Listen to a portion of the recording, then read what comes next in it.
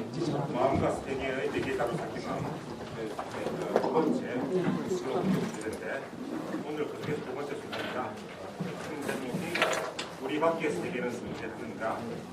그래서 아마 지난번에 대충 개발된 연구 경험론의 그 내용이 좀 더 심화될 걸로 그렇게 기대를 하겠습니다. 시간 끌지 않고 바로 강의 보시겠습니다. 예, 반갑습니다. 와주셔서 감사합니다. 지난 시간에 이어서 오늘은 외부 세계, 나 밖에 외부 세계는 존재하는가를 강의를 하겠습니다. 제가 첫 시간에 말씀드린 것처럼 영국 경험론은 상식을 대변하는 철학이고 우리가 일상적으로 알고 있는 그런 여러 가지 의문과 지식들에 대해서 설명을 자세히 하게 해주는 그런 상식적인 철학입니다.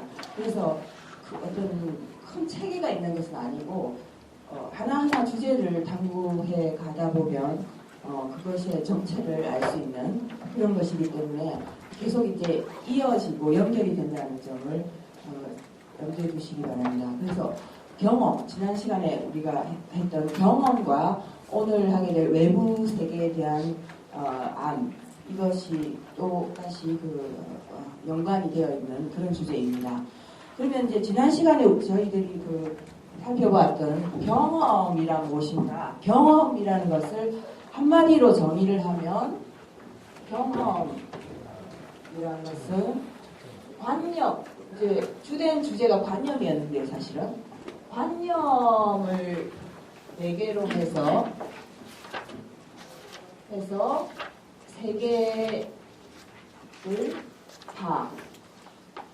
이제 경험론에 있어서 뭔가 understand 한다는 것은 지각이나 감각 경험을 한다는 것과 같은 것이니까 중요한 것은 관념을 매개로 해서 세계를 파악한다라는 것입니다. 근데 그 다음 주제, 이게 첫 번째 주제의 결론입니다.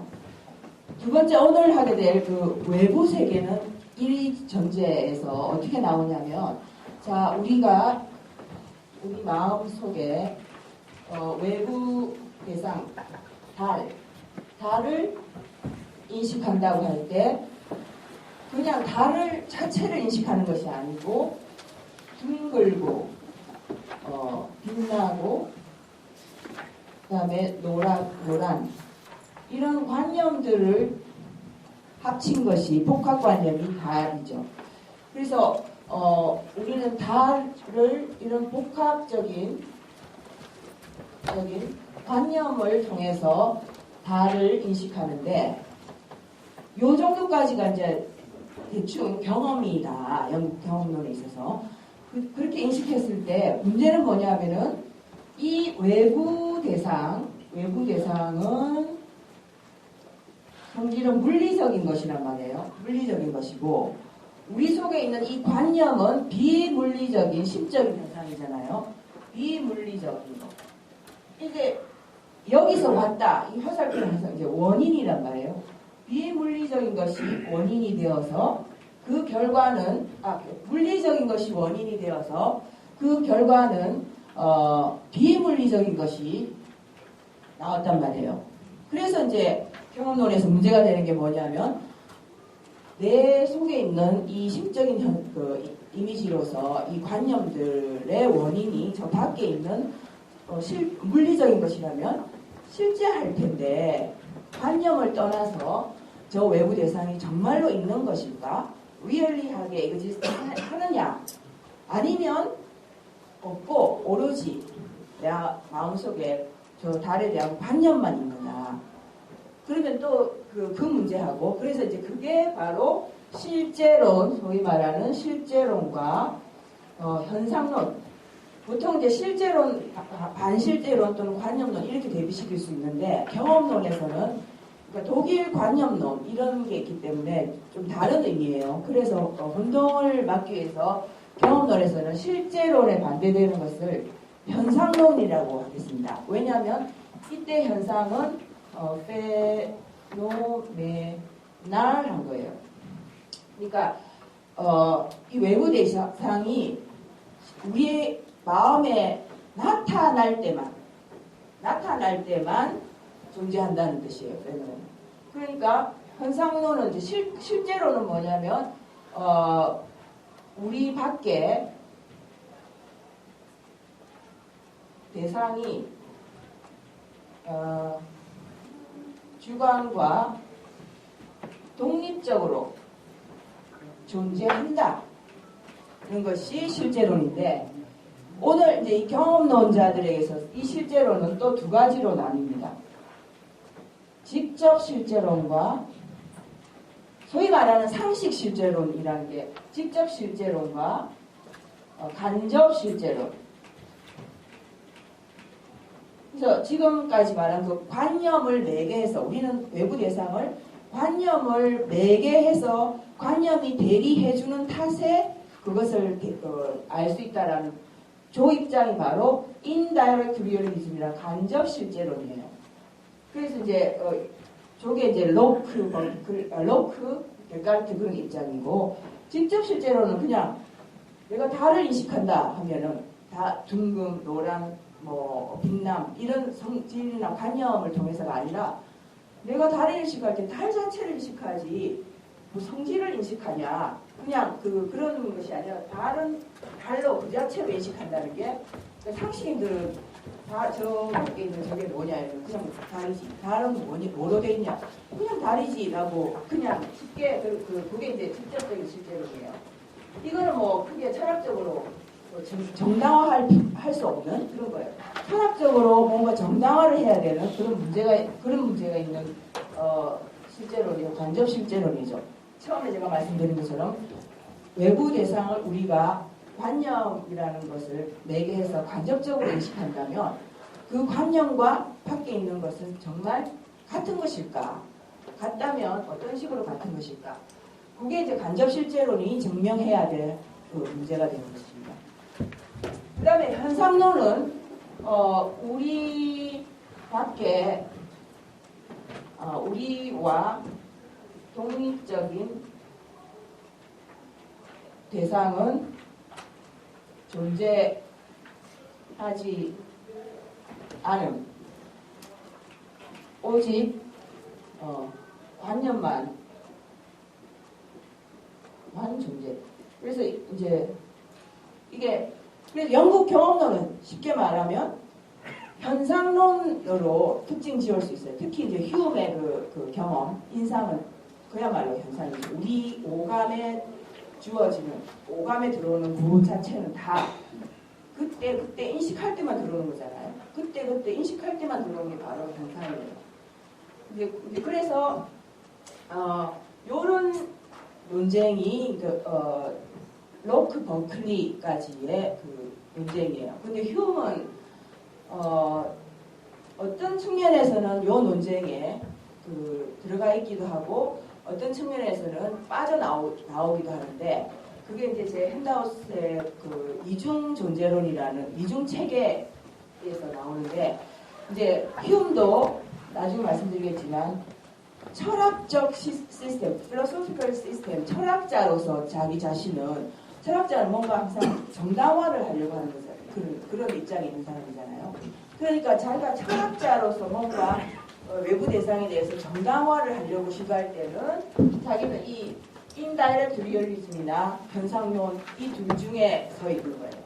그러나 휴엄은 궁극적으로는 사실은 그런데 휴엄의 그 유명한 회의주의가 여기서 나오는 거예요.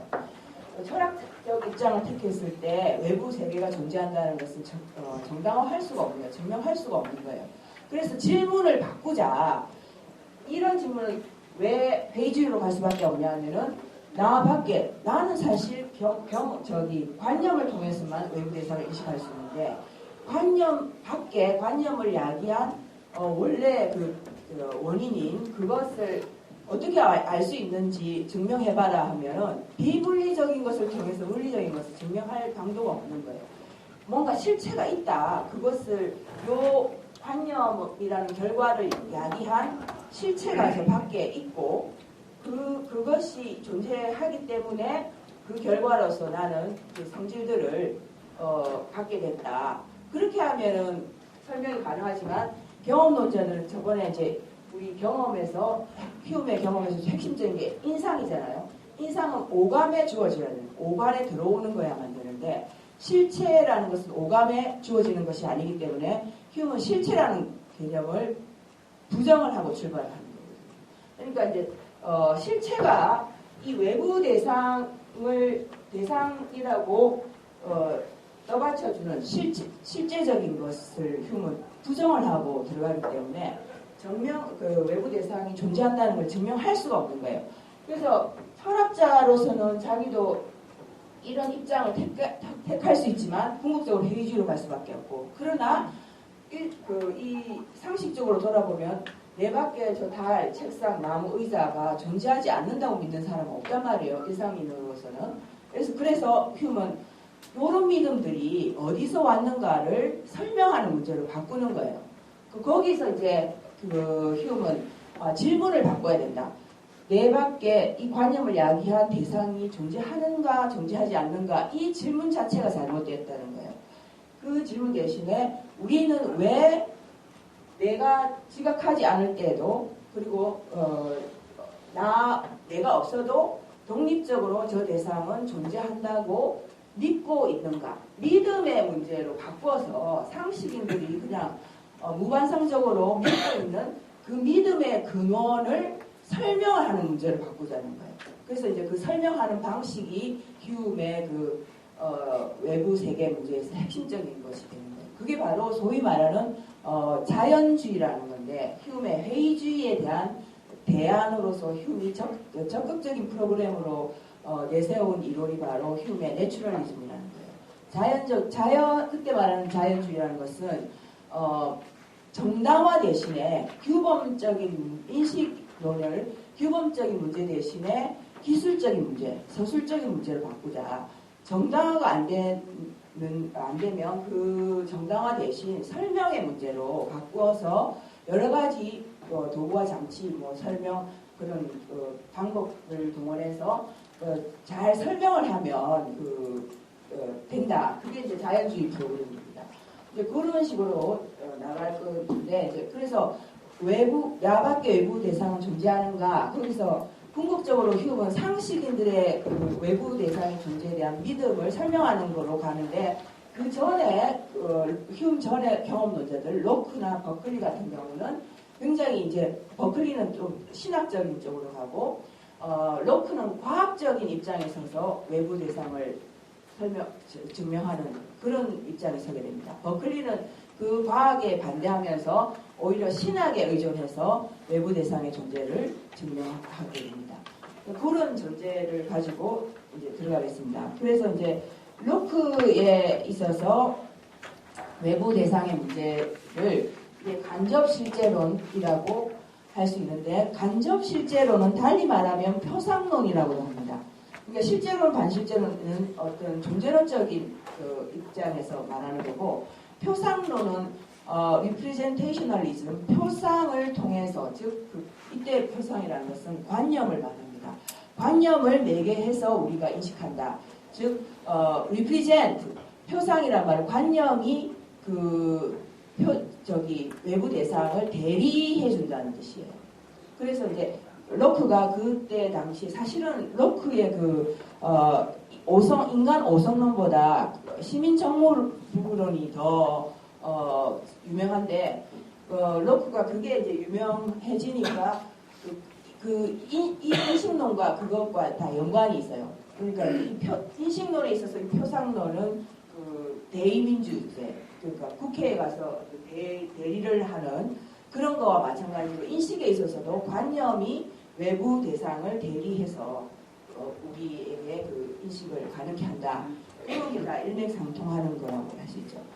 그래서 이제 로크가 만약에 이러한 외부 대상을 설명하는 데 있어서 간접 실제론, 표상론을 주장했다고 했을 때, 아까 제가 말씀드린 것처럼 제기되는 문제가 나 속에 있는 표상으로서 그 관념과 저 밖에 있는 대상이 과연 유사한가 일치하는가, 아니면 내 관념은 나의 관념을 믿어도 되는가, 저 대상을 정확히 대리했다고 충실하게 대리했다고 내가 그 관념을 믿어도 되느냐 이런 문제가 이제 생기게 됩니다. 로크가 거기에 대해서 어떤 경우는 그래도 되고 어떤 경우는 안 그렇고 두 가지가 있는데 그러면서 그 유명한 그 1차 성질, 2차 성질이라는 사물의 그 성질에 대해서 이야기를 합니다. 그래서 이제 외부 대상 어떤 사물은 성질을 가지고 있는데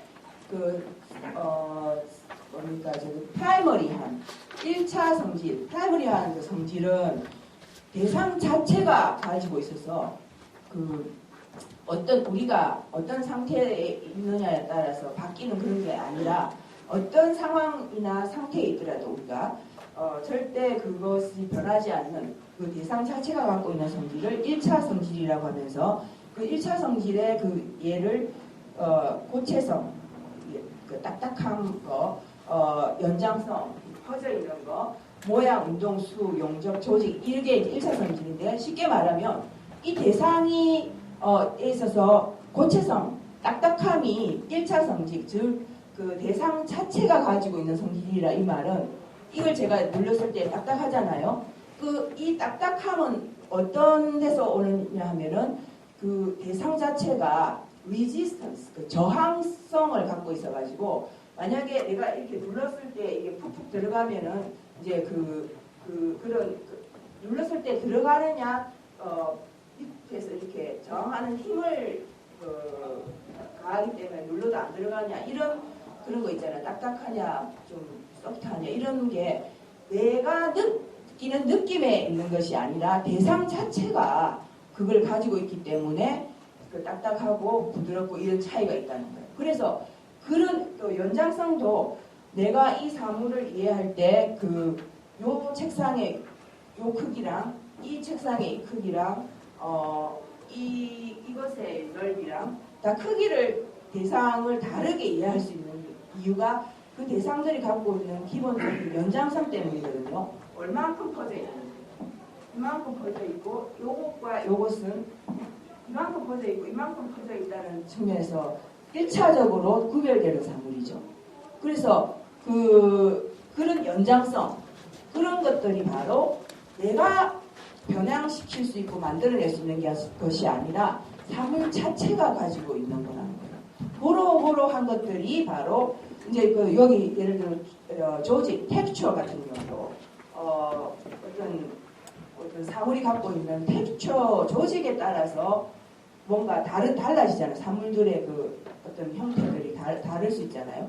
그런 것도 사물 자체가 가지고 있는 성질인 거예요.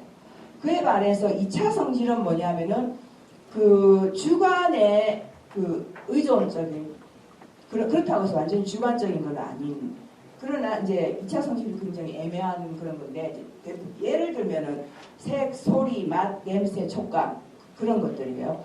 그런데 이제 주관에 의존한다고 해서 완전히 주관적이냐? 그렇지는 않은 게 뭐냐면 우리가 빨강색을 보고 나는 빨갛게 보고 어떤 사람은 파랗게 보고 초록색으로 보고 다 주관마다 다르게 보는 건 아니잖아요.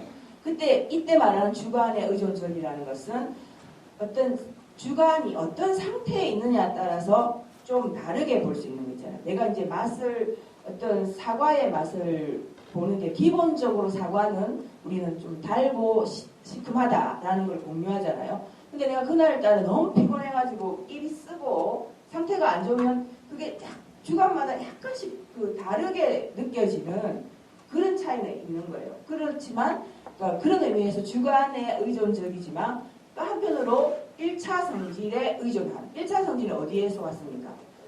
사물 자체에서 왔잖아요. 사물 자체에 온 1차 성질에도 의존해 있으면서 또 주관에도 좀 의존해 있는. 그런데 이제 제 핸드아웃 거기에 제일 로크에서 문제가 되는 부분이 2차 성질을 파워라고 정의를 했어요. 우리 속 1차 성질에 의존해 사물에 속해 있는 1차 성질에 의존해 있으면서 우리 주관 속에 다양한 감각을 일으키는 힘. 그래서 2차 성질이 어느 정도 객관적이라는 말은 이 힘 때문에 힘 개념 때문이에요. 그러니까 다양한 감각을 일으킨다는 말은 이제 주관 상태에 따라서 약간의 차이를 일으킬 수도 있고, 그 다음에 이제 어떤 상태, 그래서 성향적이라는 거예요. 디스포지션.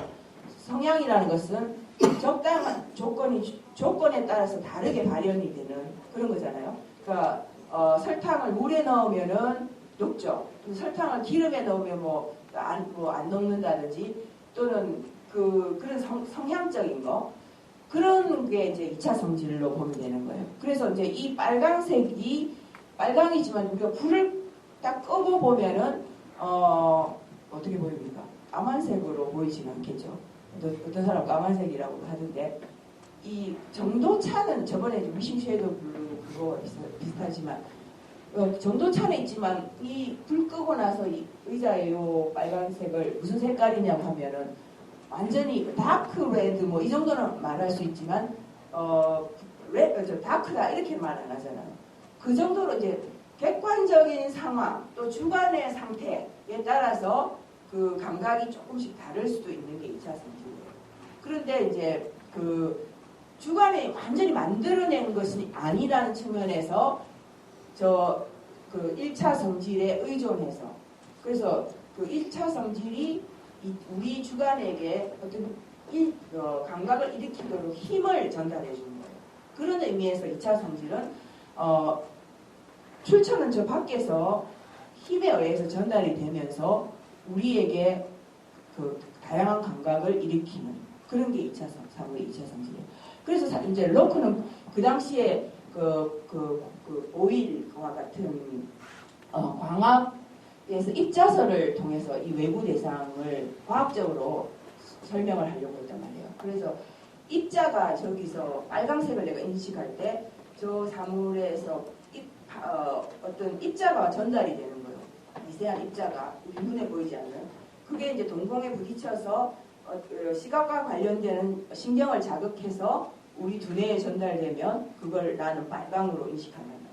그래서 입자의 파장 그런 게 이제 뭔가 힘이 전달되는 그런 과정으로, 그런 식으로 우리는 외부 대상을 어떻게 해서 인식하는가, 이제 그런 설명을 관념을 매개로 해서 한다. 이 말은 뭐냐면 과학적인 입자설하고 매치를 시키면 그 입자가 전달되어 와서 동공에 부딪혀서 신경에 전달돼서 두뇌에서 파악을 해야지 알같다라고 의식을 해야 되는 거잖아요. 그 의식은 바로 관념을 매개해서 빨강이라는 의식, 관념을 매개해서 외부 대상을 인식하는 거예요. 그래서 과학과 어떤 심리적인 거 두 개를 합쳐서 외부 대상의 존재를 설명을 하고 있습니다. 그런데 이제 또 제기되는 문제는 뭐냐면은 1차 성질, 2차 성질 이런 걸 통해서 외부 사물이 존재한다라고 한다 하더라도 과연 그 1차 성질이 외부 사물에 실제하는 성질이다. 그걸 또 증명해야 되는 문제가 생기죠. 그래서 이제 로크는 1차 성질이든 2차 성질이든 간에 사물의 성질을 가능케 하는, 또 성질을 가능케 하는 뭐가 또 있어야만 진짜로 있다고 할 수가 있는 거예요. 거기서 로크는 물질적 실체를 인정을 하는 거예요. 그렇게 함으로써 휴미 볼 때 로크는 더 이상 너는 진정한 경험론이 아니다. 왜냐? 내가 말했지. 경험론은 오감에 들어오는, 감각적으로 증명할 수 있는 것을 보여주실 수 없는 것에 대해서 말하는 것은 경험론이 아니라고 휴미 말하면서 로크는 이런 성질들을 떠받쳐주는 근본적인 그거로서 물질적 실체를 인정한단 말이에요. 그래서 로크는 진정한 경험론자는 아니다. 휴미는 그렇게 말하죠. 그런데 로크는 이제 1차 성질, 2차 성질을 구분해서 그 사물의 성질, 사물을 설명하다 보니까 성질만 똑 떨어져서 존재할 수는 없는 거니까 그 성질을 담고 있는 무언가의 그런 그릇 같은 거, 그런 게 또 있어야 되니까 로크는 이제 실체를 말하기 전에 본질이 사물의 성질을 가능케 하는 어떤 본질이 있다. 그래서 이제 그 본질을 또 두 가지로 나누고 있어요. 뭐 이제 우리가 뭔가 이름에 불과한 추상적인 것을 그 명목상의 본질이라고 하고, 그 실질적인 본질이 아까 말씀드린 1차 성질의 어떤 그런 사물 속에 있다고 하는 그 1차 성질과 같은 그런 거예요.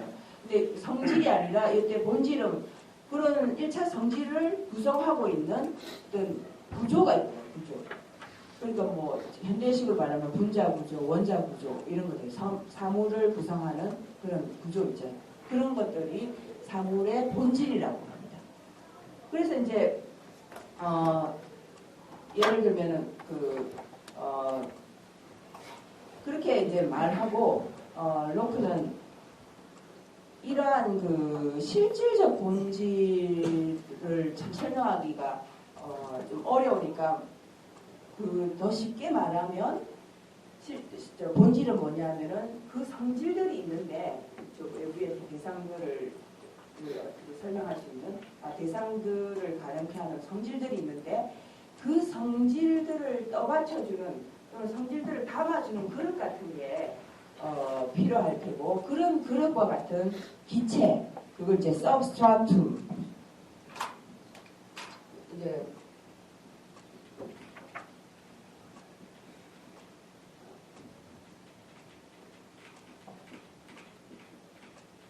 기체는 이제 뭐 어떤 성질들이 있으면 그 성질들을 이렇게 받쳐주는 그런 그릇과 같은 그런 것이 저 밖에 있다. 그렇게 이제 그거를 가정을 하는 거예요.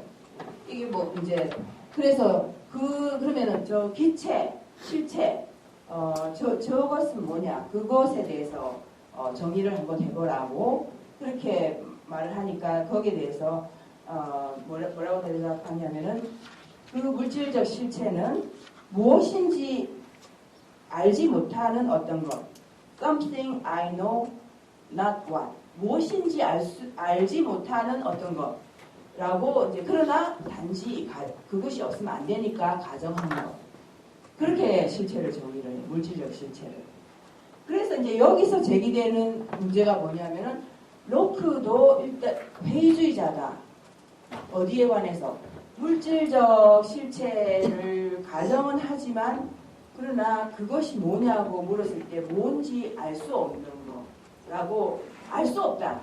가정은 하지만 알 수 없는 무엇이라고 하는 측면에서 그러니까 넓게는 회의주의인데 그 회의주의는 일상적인 보통 우리가 알고 있는 회의주의랑은 좀 다릅니다. 그런 의미에서 그거를 불가지론이라고 하죠. 로크의 회의주의를.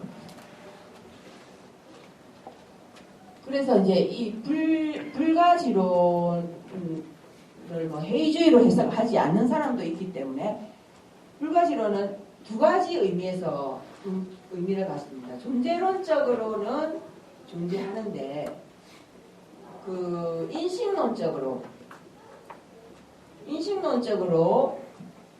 인식이 불가하다는 거죠. 그런 의미에서 이제 만약에 존재론적으로 존재한다 여기에 그 포커스를 두면 실제론이 되는, 불가지론은 실제론이 될 수도 있는 거죠. 그런데 요 인식론적으로 인식 불가하다 여기에다가 방점을 두면 불가지론은 회의론이 되는 거예요. 그래서 우리가 뭐 혼동스럽게 불가지론자다, 로크는 회의주의자다, 아니다 실제론자다 막 이렇게 하는 이유를 하나로 딱 묶어서 말하면 불가지론이다. 그럼 이 둘을 다 묶을 수 있는 거예요. 그래서 존재론적으로 말하면 실제, 근데 그 아까 바깥에 있는 성질들이 존재한다고 말했잖아요. 성질들이 있는데 그 성질들을 떠받쳐주는 뭔가 그릇 같은 게 있어야 되니까 그 그릇을 있다고 가정을 한 거예요. 가정을 하고 나서 그런데 그거를 우리가 어떻게 인식하냐, 무엇이냐라고 말하면 우리가 알 수는 없다. 알 수 없지만 그러나 그것이 없으면 안 되니까 가정을 해야 되는. 그렇게 해서 이제 인식론적으로 회의주의지만 존재론적으로는 그러나 없는 게 아니고 있다. 그래서 이제 이 문제가 이제 불가지론을 그렇게 해석하시면 되는데 저기 요런 의미의 불가지는 요렇게 해석하는 게 나중에 휴움에 가서도 중요한 이유가 뭐냐면 휴움의 철학을 철학적 입장과 상식적 입장이 두 가지 있잖아요. 그게 함께 갈 수 있는 게 요 불가지론 때문이에요. 인식론과 존재론을 따로 분리해서 이제 보면은 존재론적으로 존재한다. 이거는 상식적인 입장으로 보면 되는 거예요. 상식인들은 그냥 저 밖에 나무, 산, 들 뭐 이게 있다는 거 의심하지 않잖아요. 근데 인식적으로 그걸 한번 정당화해보라 하면은 정당화할 수 없으니까 유한한 인간이 그 어떤 그런 거를 무한한 어떤 실체 그거를 증명할 수 없으니까 인식이 불가하다는 의미에서 회의주의로 갈 수 있는 거예요. 그래서 휴움도 궁극적으로는 불가지론자라고 할 수 있는데 존재론적으로는 있다. 그때 있다는 철학자의 입장에서 있음이 아니고 일상인들은 존재론적으로 외부 세계가 있다고 믿는 거예요.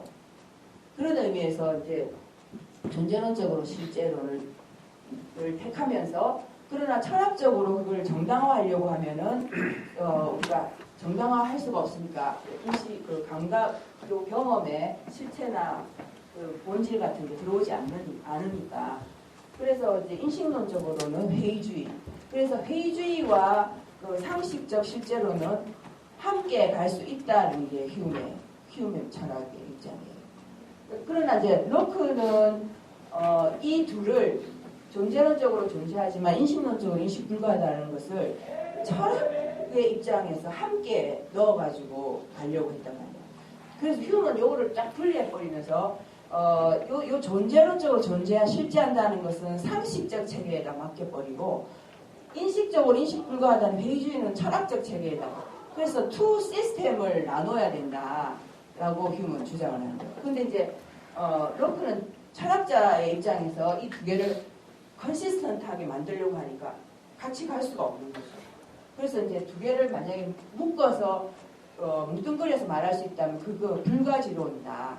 불가지론은 존재론적으로 실제하지만 그러나 인식론적으로 정당화할 수 없다. 그렇게 이제 이해하시면 되겠습니다. 그래서 이제 버클리는 로크의 이런 철학이 왜 문제가 생기냐면은 그 1차 성질, 2차 성질 그것 때문이다. 1차 성질, 2차 성질을 로크가 딱 구분해가지고 1차 성질은 사물 속에 있고 사물에서 온 것이고 2차 성질은 1차 성질에 의존해서 우리에게 다양한 감각을 야기해서 우리가 어떤 지각하는 어떤 힘이고 뭐 그렇게 구분해 하다 보니까 1차 성질이 저 밖에 있다. 그래서 우리에게 뭔가를 전달했다. 거기서 이제 문제가 증명을 못하면 회의론으로 가고 불가지론으로 가고 이런 문제가 생긴다는 거예요. 그리고 또 다른 한편으로는 요 문제 간접 요게 지금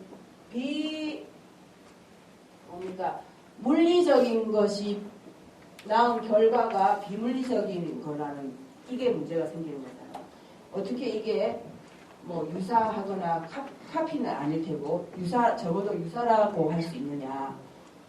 그래서 이제 로크는 요 경우에 답하기 위해서 어떤 경우는 유사하고 어떤 경우는 유사하지 않다. 그렇게 대답하시는데 유사한 게 뭐냐면은 1차 성질은 유사하고 2차 성질은 유사하지 않다는 거거든요. 1차 성질이 왜 유사하냐면 그게 이제 존재예요. 1차 성질은 사물에서 직접 왔고 2차 성질은 주관의 어떤 상태에 많이 의존하는 것이기 때문에 정확하게 사물과 유사하다고 볼 수는 없고 그렇게 말한단 말이에요.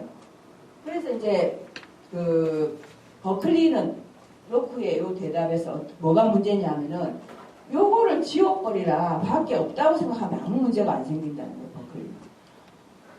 문제는 물리적인 게 어떻게 비물리적인 걸 이야기했으며 그 두 다른 게 어떻게 유사하니 뭐 일치하니 그게 문제가 되는 거잖아요. 버클리는 밖에 이거 비물리적인 것을 지워버려라. 없다고 생각해라. 그리고 있는 거는 오직 네 마음속에 있는 관념만 있다고 생각을 해봐라. 그러면 아무 문제가 안 된다.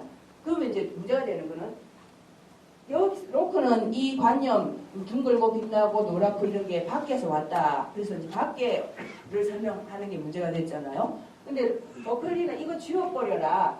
있는 건 요것만 있다고 생각해. 너 마음속에 있는 것만. 그럼 이제 마음속에 있는 거가 어떻게 해서 있게 됐는가를 증명을 해야 되잖아요. 그래서 이 마음속에 있는 거를 그냥 만들어낸 사람이 있다고 생각하면 되지 않겠냐. 마음속에 있는 걸. 그 만들어낸 사람 누구? 시인이 만들었지 누가 만들었겠냐. 그거를. 하나 이 세계의 모든 것들은 그 어떤 능동적이고 어떤 그런 활동적인 뭐 주체가 다 만들어서 넣어준 거 아니겠냐. 그걸 어떻게 하냐면은 능동적인 게 있다는 거 적어도 알 수 있지. 어떻게? 이러면은 너가 의지를 할 때 뭔가 의욕을 느끼고 뭔가 질문하고 싶다라고 생각하면 그 심적인 것과 수반해서 손이 올라가잖아요. 그죠? 그러니까 그런 능동적인 게 내 마음속에 일어나는 거를 내가 생각해보면 뭔가 능동적인 거를 통해서 만들어낸 창조자가 반드시 있을 거라는 거죠. 그래서 요 밖을 지워버리고 이쪽을 자꾸 증명하려고 하지 말고 내 안을 들여다보고 있는 건 요것만 있는데 요거를 만들어낸 자가 누군가를 한번 생각해보면 문제는 쉽게 해결된다. 그래서 이 신이고 이거를 정신적 실체라고 해요. 어떤 정신적 실체란 말은 관념을 가능케 한 근거. 로크는 뭡니까? 여기 물질을 가능케 한 그 성질들을 떠받쳐주는 기체가 바로 물질적 실체잖아요. 이 기체가 물질적 실체. 그 물질적 실체를 something 뭡니까? something I know not what 무엇인지 알 수 없는 것이라고 가정을 해놓고 증명을 하려고 하니까 그 회의주의로 기결될 수밖에 없는 거 아니냐. 그러니까 그냥 모르는 거는 그냥 지워버리고 가장 확실하게 알 수 있는 거 딱 그거 가지고 그게 어디서 왔는가 한번 생각해보라는 거예요. 그러니까 이제 정신에 있는 관념들만 있고 이 관념들을 가능케 한 근거 그게 바로 정신적 실체가 있는 것이다. 그래서 그 정신적 실체의 궁극적으로는 신이다. 그렇게 하면은 문제가 바깥의 거랑 일치하니 안 하니 이런 문제가 안 생긴다는 거예요. 그래서 이제 그 로크의 문제를 이렇게 가볍게 이제 버클리는 해결하는데 문제는 이게 이제 있는 거는 거기서 이제 제가 버클리가 주장한 유명한 말이 에세이스트 페르키피라는 거. 있는 것은 오로지 지각된 것. 지각된 게 바로 관념입니다. 그러니까 이제 저 밖에 나 있는지 없는지 모른다. 있는 거는 오로지 관념뿐이다. 그러니까 뭐 산관념, 바위 관념, 돌 관념 다 그 관념으로 만든 거죠. 그래서 이제 누가 그 유명한 말이 있잖아요. 너 앞에 있는 그 돌 한번 차봐라고. 그리고 딱 차고 나서 만약 아야 하면 그래도 밖에 없냐고. 관념으로 돌이 관념으로만 있냐고. 그렇게 그한테 말했다고 그러잖아요. 그 정도로 이제 이러한 이론을 관념론이라고 하는데 아까 말씀드린 것처럼 이제 이 영국 경험론자들에 있어서 이 관념이라는 것이 이제 독일 관념론이나 또 현상에서 그런 관념하고 또 다르기 때문에 관념론이라는 말을 좀 안 쓰려고 합니다. 그래서 그 현상 그때 순간순간 그 의식할 때 볼 때 그 나타나는 그런 것을 관념이라고 하겠습니다. 그래서 이제 버클리는 일단 저렇게 문제를 해결하는데 그 관념론이 갖는 문제점들이 있겠죠. 일단 그 정도 지적하고 그 다음에 휴먼은 이제 어떻게 이렇게 이 문제를 해결하냐면 아까도 잠깐 말씀드렸는데 이 직접 실제론이 요거를 잠깐 보려고요. 그 간접 실제론하고 현상론, 버클리 현상론 여기서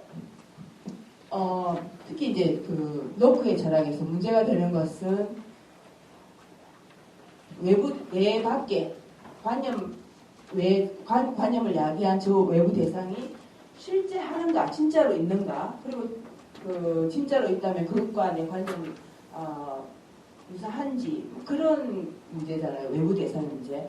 근본적으로는 뭐냐면 나와 저 밖 구분을 하면서 나 밖에 저 대상이 실제 하는가, 즉 있는가 없는가 이렇게 묻는 거잖아요.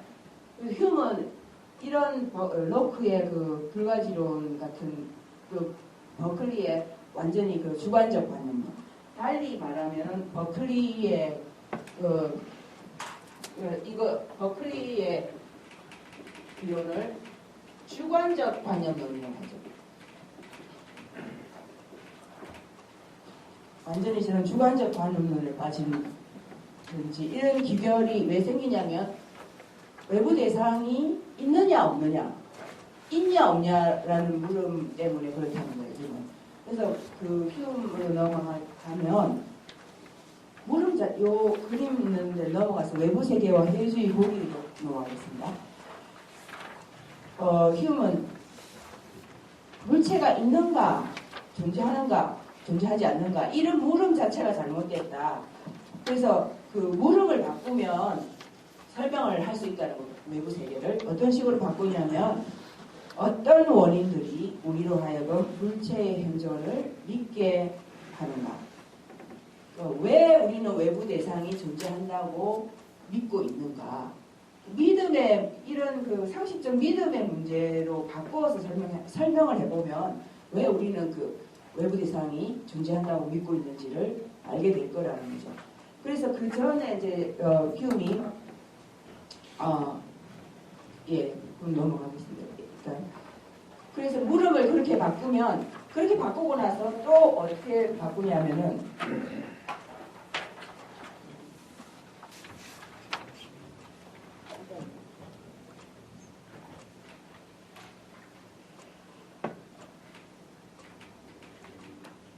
첫 번째 있느냐 없느냐 외부 세계나 대상이 존재하는가 이 물음 대신에 왜 우리는 외부 세계 대상이 존재한다고 믿는가 이렇게 바꾸는 거예요. 1차적으로는. 근데 여전히 존재한다는 그거는 들어가 있잖아요. 그래서 이때 휴먼 요 외부 세계가 존재라는 이 말을 외부 세계가 존재한다는 말을 또 다른 말로 바꾸는 거예요. 외부 세계가 존재한다는 말을 지속적, 독립적 현존이라고 믿는가? 이렇게 말을 바꿔야 된다는 거예요. 그리고 외부 세계의 존재 이 말은 지속적, 독립적 존재에 대한 믿음이에요. 그러면 이제 경험론 요거랑 같이 갈 수 있는데 우리는 뭡니까? 관념을 매개로 해서 세계를 파악한다 할 때 그 대상이 있다 하면 지속적으로 존재해요. 관념, 이때 관념을 다시 더 간단하게 말하면 휴음에 있어서는 인상과 관념이었잖아요. 요 인상은 오관에 들어오는 거잖아요. 그러니까 관념을 매개로 해서 세계를 파악한다. 이 말은 인상에 들어와야 되는, 인상에 잡혀야 되는 거예요. 외부 대상은. 그런데 문제는 뭐냐면 인상의 특징은 뭡니까? 완전히 그 감각경은 순간적인 어떤 찰나적이고 순간적인 특성을 갖는 거거든요. 인상은. 순간 이렇게 봤다가 이제 이렇게 보면 인상 저한테 지금 저 문을 봤다가 돌려서 선생님 뵙고 선생님 뵙고 이렇게 하면 나한테 지금 인상은 계열이 문 선생님 시계 이렇게 인상이 그 순간 한 몇 초 사이에 인상이 다른 거예요. 그 정도로 인상은 순간순간 내가 지각할 때만 존재하는 거예요.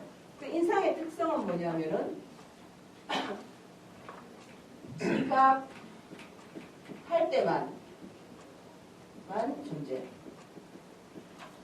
그런데 뭡니까? 우리가 외부 대상이 존재한다고 하면은 외부 대상이 존재한다고 하면은 두 가지 의미를 가져야 된다는 거예요. 지속적으로 찰나적으로 그때 볼 때만 존재하는 것이 아니라 지속적으로 존재하고 또 내가 지각하지 않더라도 나 없이도 독립적으로 존재해야지 진짜로 존재한다고 말할 수 있는 거예요. 근데 경험론에 입각하면 이게 과연 가능할까? 그래서 이제 예를 들면 시간을 이제 휴먼 석세션으로 보거든요. 그래서 시간을 이렇게 슬라이스로 쫙 이렇게 잘라보면 내가 이제 그 사과를 보는 사과가 이렇게 순간순간에 사과가 다 이렇게 있다 이렇게 자를 수 있습니다.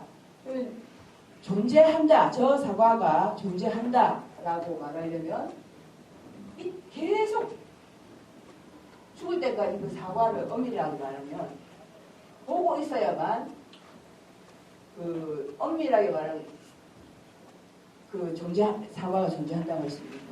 경험만 따르면. 지각할 때만 존재하는 거예요. 그러니까 내가 저 사과가 존재한다면 죽을 때까지 그 사과만 보고 있어야만 그게 존재하는 거예요. 그런데 우리는 사실 그것만 안 봐도 사실은 내가 아침에 먹고 온 그 사과를 그 사과가 나 없어도 존재한다고 믿고 있잖아요. 그 믿음이 어디서 왔냐는 거죠.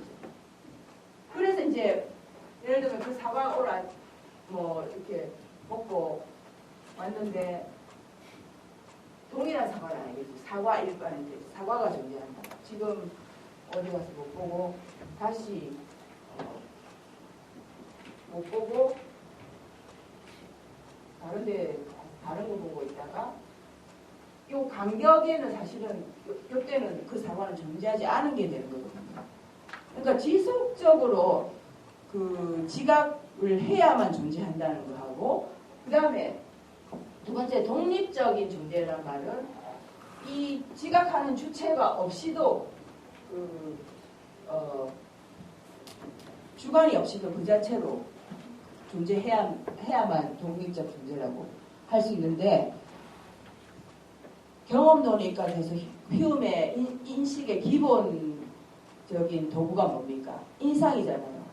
그러니까 우리의 모든 경험은 인상에서 비롯된다. 이렇게 바꿀 수 있는 거예요. 휴음은.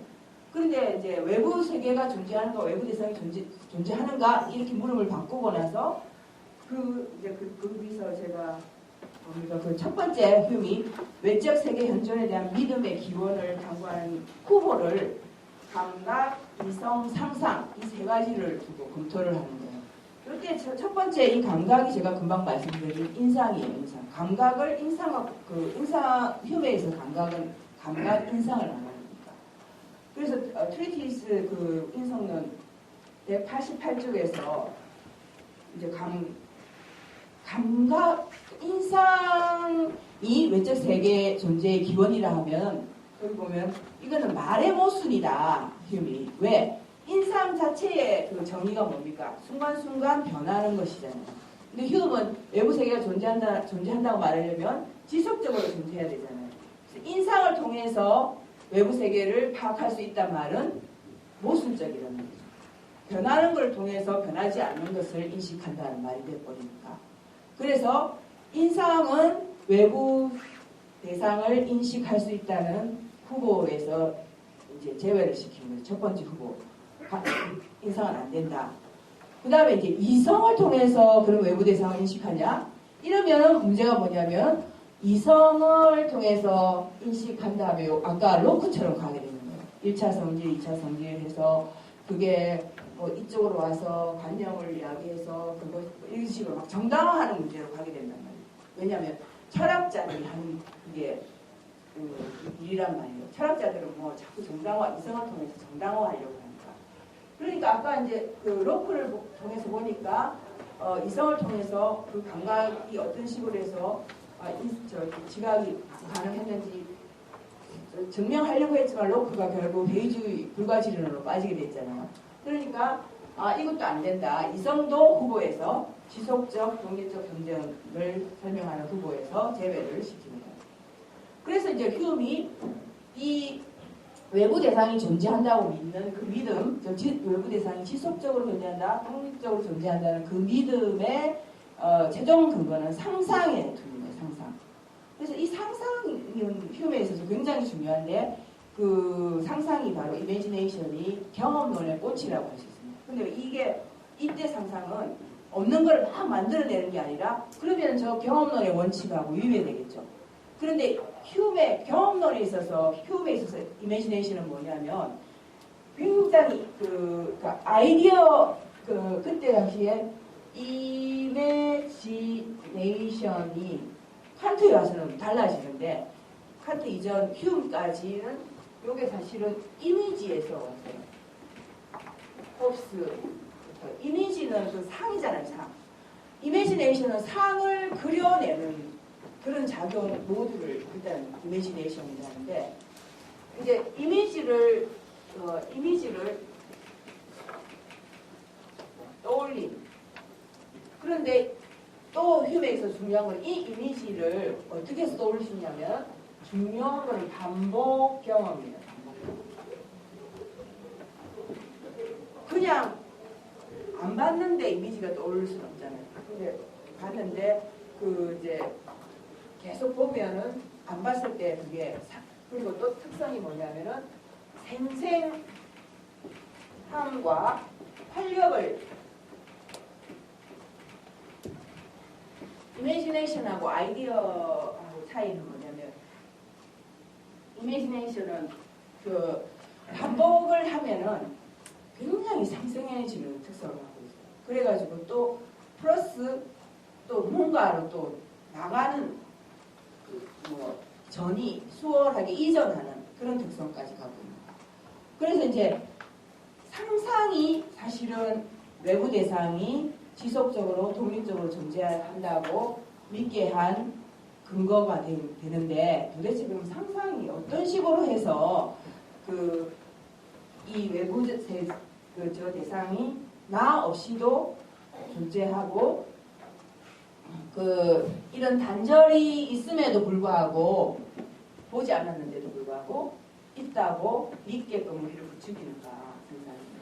그거를 설명하는 게 휴움의 그 외부 대상 문제에서 핵심이라는 거예요.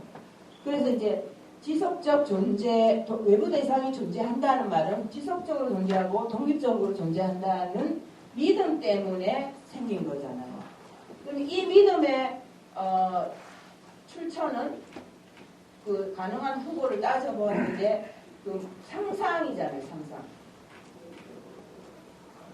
그래서 다음 질문은 그러면 뭐라고 하냐면은 상상이 어떻게 해서 우리를 하여금 외부 대상이 지속적으로 독립적으로 존재한다고 믿게 만드느냐. 그러면 이제 그 조건이 뭐냐면 시각들의 정합성, coherence와 항상성,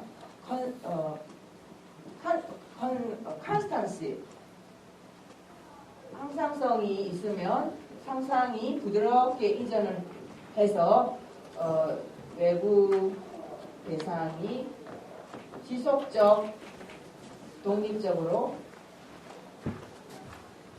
존재한다고 믿게 만든단 말이에요. 그러면 이제 그 예를 한번 보겠습니다. 그러면 지각들의 정합성이라는 것은 지각들 사이에 정합성이 있다는 게 뭐냐면 정합성은 이제 내가 반복 경험을 해야지 상상이 뭐 작동하는 거잖아요. 그 반복 경험을 할 때 그 변화가 있긴 있는데 규칙적으로 변하는 거예요, 경험하는 거. 그래서 내가 이제 얘가 그런 건데, 뭐 자기가 공부하면서 서재에서 수십 년 동안 항상 경험하는 게 이제 벽난로에다가 불을 켜면 이제 불이 타오르다가 한참 있다가 이제 꺼지기 전에 연기가 났다가 재로 되는 그런 과정을 겪잖아요. 불이. 이런 과정을 자기가 한 뭐 30년 동안 계속 경험을 했단 말이에요. 불, 연기가 나고 꺼지기 전에 연기가 났다가 뭐 이렇게 재로 된다. 이런 걸 계속 반복을 했는데, 이제 자기가 서재에서 나와서 뭐 이렇게 놀다가 딱 들어와 보면은 불만 이렇게 켜놓고 나갔는데 와 보니까 제로 돼 있더란 말이에요. 그럼 내가 그 꺼지기 전에 연기는 안 본 거죠. 그러니까 연기는 지각할 때만 존재니까, 경험한다는 연기는 존재하지 않는다. 왜? 난 안 봤으니까. 그렇게 말해야 되는데 연기도 존재한다 하는 이유는 뭐냐면, 나는 반복적으로 그 이전에 불연기제를 항상적으로 반복적으로 관찰을 했단 말이에요. 그래서 설령 불만 보고 나갔다가 들어왔는데 재만 있다고 하더라도 상상이 여기다가 재의 관념을 메꿔 넣는다는 거예요. 재가 있었으려니 하고 재의 그 존재를 상상이 메꿔 넣음으로써 불연기제 이런 식으로 이렇게 추리를 상상이 한다는 거죠. 그래서 이제 정합성이라는 것은 그 ABCD 그거 있잖아요. 그러니까 그게 이제 저 불연기제 저예랑 비슷하게 보시면 됩니다. 변화가 일어날 때 A, B, C, D, E, A, B, C, D, E로 일어나는 그런 계속 관찰했는데 어느 순간 D라는 것을 내가 지각하지 못했다 하더라도, 지금까지 내가 ABCD를 계속 관찰했으면 D를 못했더라도 우리가 상상이 저기 당연히 D가 있었으려니 하고 자연스럽게 그 상상의 특성도 내추럴한 거죠. 자연스럽게 거기다가 끼워 넣어서 지속적으로 독립적으로 존재했다고 믿게 된다는 거죠. 그래서 또 하나 얘가 그게 우편물이 있는데, 우편물이라는 거좀 이상해요.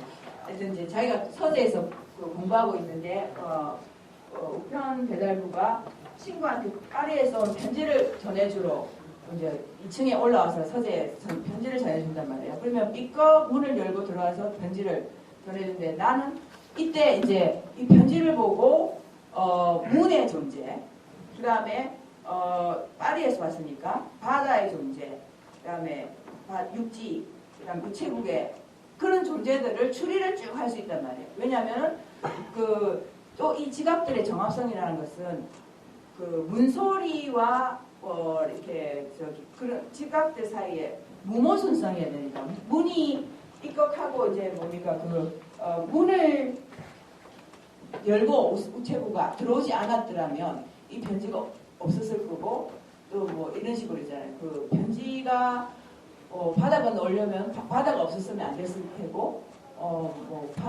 우체국이 없었으면 편지가 전달이 안 됐을 테고, 이런 식으로 해서 그 있음의 그 존재를 지갑들 간의 그 정합성을 따져서, 무모순성을 따져서 추리를 할 수 있다는 거죠. 상상력은.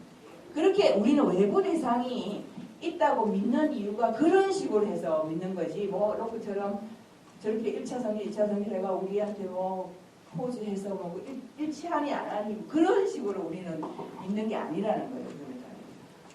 그래서 이제 그 다음에 그래서 이제 궁극적으로 믿게 하는 거는 상상이라는 그 존재 때문인데, 능력 때문인데, 그거 한번 이제 읽어보겠습니다. 상상력의 그 특성이 마치 갤리베이의 관성에다가 그 관성적 진행에다가 비유를 하는데, 나는 이미 수학의 기초를 고찰하는 데서 상상이 사고의 과정 속에 들어오면 대상이 없을 때에도 지속적으로 되기 쉬워서 노에 의해 운동하는 갤리배처럼 새로운 자극 없이도 계속 해 간다고 밝힌 바 있다. 그러니까 상상력은 일단 그런 반복을 경험하면 하고 나서 그 노를 당당하면 자연스럽게 쭉 밀려 나가잖아, 배가. 그것처럼 반복 경험하고 나면 그 다음에는 보지 않아도 자연스럽게 쭉 이렇게 밀고 나와서 메꿔 넣는 그런 작용을 한다는 거예요. 상상력의 그런 특성이. 그 다음에 이제 또 하나는 지각. 그런데 이제 그 너무 나이브하다. 그 외부 세계가 존재한다고 그 믿기에는 너 설명이 너무 나이브하다. 이제 이런 비판을 우려해가지고 지각들의 그 정합성만 가지고 외부 대상이 존재한다고 주장하기에는 좀 약하다. 그래서 이제 소위 말하는 그 형이사학적인 주장하고 비슷한 동일성. 그러니까 지속적으로 존재한다라면 이 대상이 어제 거와 오늘 거 같은 거다라고 해야 그것까지 추가가 돼야 된단 말이에요. 그래서 동일성 증명을 또 합니다. 이제 그게 이제 약간 형이상학적인 거랑 비슷한데 형이상은 아니지만 히움은 이제 보통 사람들이 저게 동일한 존재다. 어제 거랑 오늘 거랑 같은 거다. 그렇게 해야 또 존재한다고 믿는단 말이에요. 그 경우에 보통 철학자들은 그 경우에 이렇게 시간을 이렇게 잘라보면 사과가 T1 어제 요 사과가 오늘도 그대로 여전히 동일한 사과다. 그리고 그게 계속 지속해서 동일한 사과다. 라고 해야지 존재한다고까지 믿는단 말이에요. 근데 이제 아까 말씀드린 것처럼 인상을 통해서는 이걸 설명할 수 없죠. 인상은 순간순간 변하니까. 그래서 휴먼은 이제 어떻게 말하냐면은 이제 요게 동일하다고 하면 두 가지 설명 방식이 있을 수 있는데 이제 이 전체를 변하는 대상들을 한 통 속에다가 딱 가두어가지고 존재하게끔 만드는 틀 같은 실체, 그걸 이제 실체라고 가정해가지고 실체 같은 게 있어가지고 요 사물을 동일한 사물이게끔 해주는 그런 틀 같은 게 있다라고 어떤 철학자들은 그렇게 하든지 아니면 뭐 칸트처럼 이게 실체라는 개념이 어떤 고정성의 원리 같은 거를 딱 전제해가지고 그것 고정성의 원리 때문에 이게 이만큼 변해 보이고 고정점으로부터 동일한 것이 시간의 변화를 통해서 얼만큼 변하고 그러나 이제 동일하다 이렇게 말할 수 있어야 될 텐데 휴먼은 뭐 실체를 일단 부정하니까 이런 걸 가정하지 않고 동일하다 있다를 어떻게 설명하는가 그건 이제 휴먼 이렇게 말합니다. 이것도 없고 이런 것도 없다. 있는 것은 오직 순간 그때만 있는 거예요. 그러니까 한순간을 딱 잘라서 보면 딱 하나만 있는 거예요.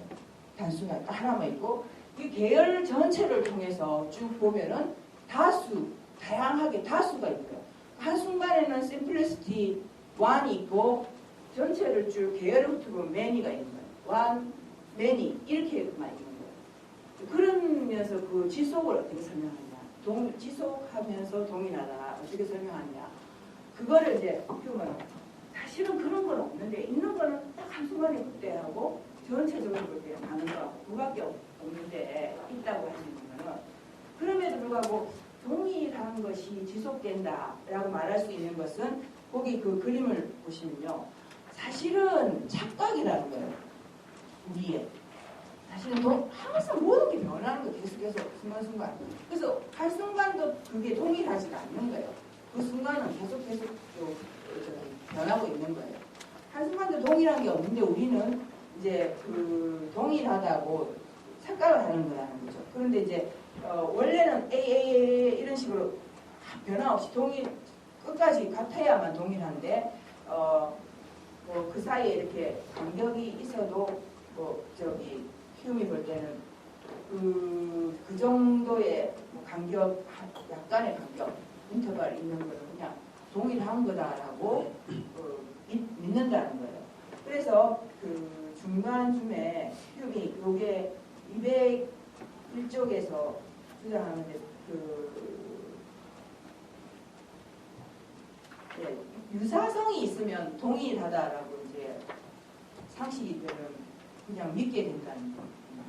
그래서 그 2에서 1종의 환상을 통해서 지속적 그 현존을 시각들의 단절된 나타남을 결합시키는 성향으로 보는데, 이때 환상은 제가 그 잘못 번역을 옛날에 한 걸 잘못한 건데 환상 대신에 허구로 고쳐줬어요.